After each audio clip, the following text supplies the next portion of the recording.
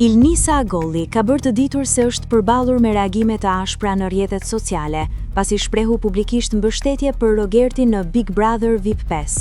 Sipas saj, situata nisi pas një mesazhi inkurajues që ai u dërgoi për banorin aktual përmes platformës Big Love. Mbështetja u shoqërua me reagime negative nga një pjesë e ndjekësve të formatit. Gjatë një interviste në fan klub, Agolli tha se në adresat e saj personale kanë bërritur mesazhe denigruese, mallkime dhe kërcënime.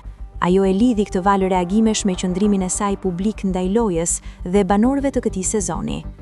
Në të njëjtën dalje, ish-banorja u ndal edhe te mënyra si po zhvillohen reagimet jashtë shtëpisë.